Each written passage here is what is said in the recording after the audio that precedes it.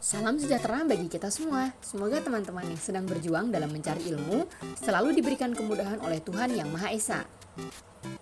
Dalam video pembelajaran kali ini, pembahasan kita mengenai mata kuliah kewirausahaan.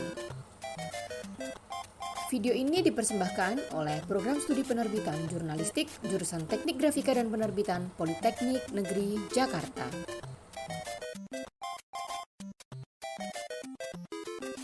Setelah belajar tentang konsep dasar kewirausahaan, sehingga mahasiswa bisa memahami konsep dasar wirausaha, kemudian dilanjutkan dengan materi kedua yaitu studi kelayakan usaha, sehingga mahasiswa memahami dan mampu melakukan langkah-langkah studi kelayakan untuk usaha yang akan dirintis. Kita akan masuk nih ke materi yang ketiga, yaitu tentang mitra usaha. Materi ini bertujuan agar mahasiswa dapat memahami dan juga mampu menjelaskan serta melakukan mitra usaha untuk kelanjutan usaha yang akan dirintis. Ya, kita lanjut ke materi yang ketiga tentang mitra usaha. Kemitraan dalam berwirausaha adalah jalinan kerjasama usaha yang saling menguntungkan antara pengusaha kecil dan pengusaha menengah atau besar, disertai dengan pembinaan dan pengembangan oleh pengusaha besar sehingga saling memerlukan, menguntungkan, dan memperkuat. Sebagai suatu strategi pengembangan usaha kecil, kemitraan telah terbukti berhasil diterapkan di banyak negara, antara lain di Jepang, dan 4 negara macan Asia, yaitu Korea Selatan, Taiwan, Jepang, dan sebagainya. Di negara-negara tersebut, kemitraan umumnya dilakukan melalui pola subkontrak yang memberikan peran kepada industri kecil dan menengah sebagai pemasok bahan baku dan komponen industri besar. Kemitraan usaha akan menghasilkan efisiensi dan sinergi sumber daya yang dimiliki oleh pihak-pihak yang bermitra dan karenanya menguntungkan semua pihak yang bermitra. Kemitraan itu juga memperkuat mekanisme pasar dan persaingan usaha yang efisien dan produktif loh. Bagi usaha kecil, kemitraan jelas menguntungkan karena dapat turut mengambil manfaat dari pasar, modal, teknologi, manajemen, dan kewirausahaan yang dikuasai oleh usaha besar. Usaha besar pun juga dapat mengambil keuntungan dari keluasan dan kelincahan usaha kecil tersebut. Saling menguntungkan kan? Dalam melakukan mitra usaha, ada dasar-dasar kemitraan yang harus disepakati. Yang pertama adalah bersifat bisnis, kedua saling membutuhkan, ketiga saling percaya, yang keempatnya sukarela, kelima disiplin, yang keenam saling menguntungkan, dan yang ketujuh akuntabel, dan yang terakhir adalah saling memperkuat. Selain itu, tujuan dari kemitraan-kemitraan tersebut adalah harus berdasarkan asas sukarela dan suka sama suka. Dalam kemitraan harus dijauhkan dari kawin paksa. Oleh karena itu, pihak-pihak yang bermitra harus sudah siap untuk bermitra, baik kesiapan budaya maupun kesiapan ekonomi. Jika tidak, maka kemitraan akan berakhir sebagai penguasaan yang besar terhadap yang kecil atau gagal karena tidak bisa jalan. Artinya, harapan yang satu terhadap yang lain tidak terpenuhi. Maka, beberapa alasan terjadi kemitraan dikemukakan dalam tujuan kemitraan yang sebagai berikut. Yang pertama adalah untuk meningkatkan profit atau sales dari pihak-pihak yang bermitra, yaitu pengusaha kecil dan pengusaha besarnya.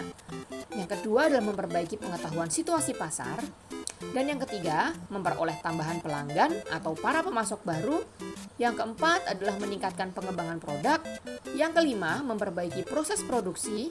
Yang keenam, memperbaiki kualitas dari produk. Dan yang ketujuh adalah meningkatkan akses terhadap teknologi. Selanjutnya adalah mengenal jenis-jenis mitra usaha. Di layar kalian terdapat 4 produk yang pastinya sudah kalian kenal dong. Yang pertama adalah kebab Turki, yang kedua adalah es teh poci, yang ketiga es teh Indonesia, dan yang keempat adalah kopi kenangan. Keempat produk itu digadang-gadang merupakan produk-produk yang mempunyai mitra usaha yang sangat menjamur. Di masa sekarang, tawaran-tawaran wirausaha itu sangat menggiurkan ya untuk bergabung dan membangun wirausaha dengan mitra. Dengan kamu mengetahui brand di samping, sudahkah kamu mengenal jenis-jenis dari mitra usaha?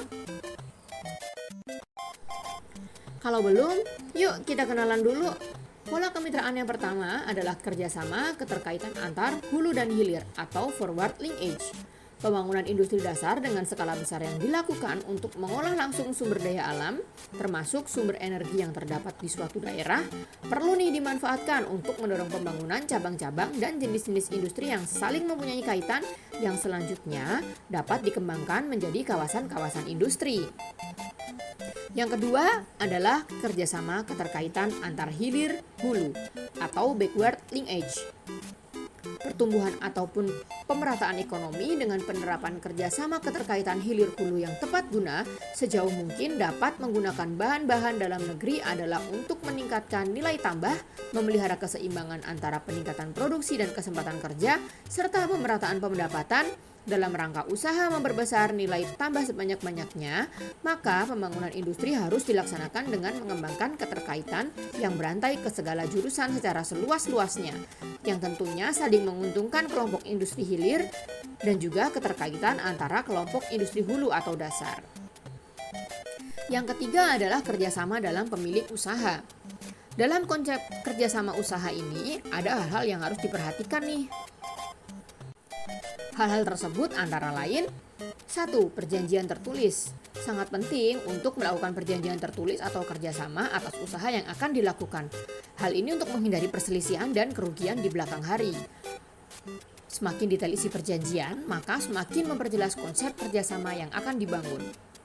Pastikan perjanjian ini memiliki kekuatan hukum dan ditandatangani oleh pihak-pihak yang terkait di atas materai. Dan yang kedua, berdasarkan asas manfaat. Ketika melakukan kerjasama usaha, sebisa mungkin menguntungkan kedua belah pihak. Jika salah satu merasa terugikan, maka kerjasama ini tidak bisa diteruskan. Dan yang ketiga adalah berdasarkan asas adil. Apapun yang tercantum dalam perjanjian, hendaknya disepakati. Tidak boleh ada yang berbuat curang dan tidak menjalankan kewajibannya. Karena itu, harus dibuat rincian hak dan tanggung jawab maupun job description secara mendetail. Jika ada yang berbuat curang, maka semuanya bisa diproses melalui jalur hukum atau kerjasama usaha tidak bisa dilanjutkan. Yang keempat adalah tidak ada unsur paksaan. Kerjasama usaha harus berdasarkan keinginan pribadi, tanpa adanya paksaan dari pihak lain.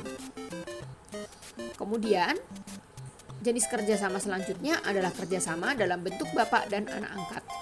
Pada dasarnya, pola bapak angkat adalah refleksi kesediaan pihak yang mampu atau besar dalam membantu pihak lain yang kurang mampu atau kecil pihak yang memang memerlukan pembinaan.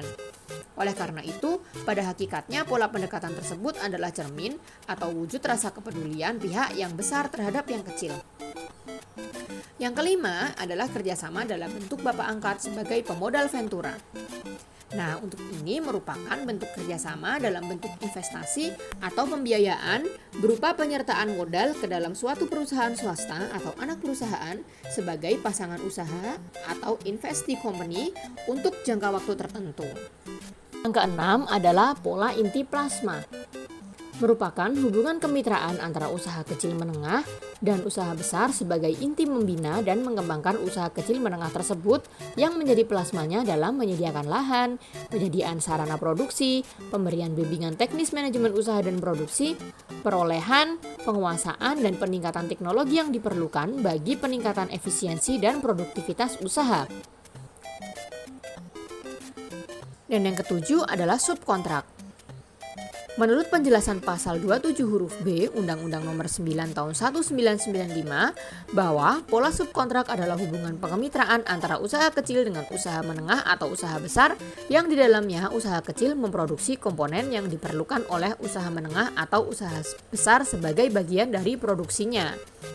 Atau bisa juga dikatakan subkontrak sebagai suatu sistem yang menggambarkan hubungan antara usaha besar dan usaha kecil menengah, di mana usaha besar sebagai perusahaan induk atau parent firma meminta kepada UKM selaku subkontraktor untuk mengerjakan seluruh atau sebagian pekerjaan dengan tanggung jawab penuh pada perusahaan induk. Dan yang kedelapan adalah pola dagang umum.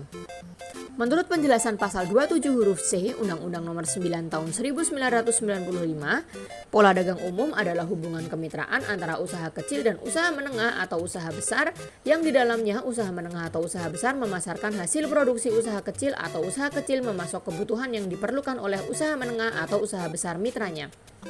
Dengan demikian, maka dalam pola dagang umum, usaha menengah atau usaha besar memasarkan produk atau menerima pasokan dari usaha kecil mitra usahanya untuk memenuhi kebutuhan yang diperlukan oleh usaha menengah atau usaha besar mitranya. Dan yang kesembilan adalah waralaba. Ini adalah bentuk hubungan kemitraan yang paling ngetren nih di tahun-tahun ini. Bentuk hubungan kemitraan antara pemilik waralaba atau pewaralaba atau biasa dikenal dengan franchise dengan menerima waralaba dalam mengadakan persetujuan jual beli hak monopoli untuk menyelenggarakan usaha. Kerjasama ini biasanya didukung dengan pemilihan tempat, rencana bangunan, pembelian peralatan, pola arus kerja, pemilihan karyawan, konsultasi, standarisasi, pengendalian, kualitas, riset, dan sumber-sumber pemodalan. Dan yang 10 atau yang terakhir adalah keagenan, yaitu adalah hubungan kemitraan antar kelompok mitra dengan perusahaan mitra di mana kelompok diberi hak khusus untuk memasarkan barang dan jasa usaha pengusaha mitra. Keagenan merupakan hubungan kemitraan antara usaha kecil menengah dan usaha besar yang di dalamnya usaha kecil menengah diberi hak khusus untuk memasarkan barang dan jasa usaha besar sebagai mitranya. Kemitraan pada dasarnya menggabungkan aktivitas beberapa badan usaha bisnis. Oleh karena itu, dapat dibutuhkan suatu organisasi yang memadai. Dengan pendekatan konsep sistem, diketahui bahwa organisasi pada dasarnya terdiri dari sejumlah unit atau subunit yang saling berinteraksi dan interdependensi. Performansi dari satu unit dapat menyebabkan kerugian pada unit-unit lain. Tidak terlepas dari keterkaitan tersebut, maka kendala-kendala yang akan dihadapi ketika kita memutuskan untuk melakukan mitra usaha adalah sebagai berikut. Yang pertama, perbedaan yang masih besar antara usaha besar dan usaha kecil. Yang kedua, kualitas produksi belum terjamin. Dan yang ketiga, kerjasama kurang berkembang. Yang keempat, usaha besar bersifat integral vertikal. Yang kelima, belum terjadi alih teknologi dan manajemen dari usaha besar dan usaha kecil. Dan yang terakhir adalah belum berkembangnya sistem dan pola kemitraan dan belum berkembangnya unsur-unsur pendukung. Pada negara maju, mereka melakukan kemitraan hanya karena tuntutan pasar. Atas dasar tanggung jawab bersama, mengurangi pengangguran, tumbuhnya usaha menengah dan usaha kecil, dan dalam rangka meningkatkan daya saing nasionalnya. Pola dan sistem kemitraan dikembangkan oleh suatu perusahaan hingga menjadi good practice.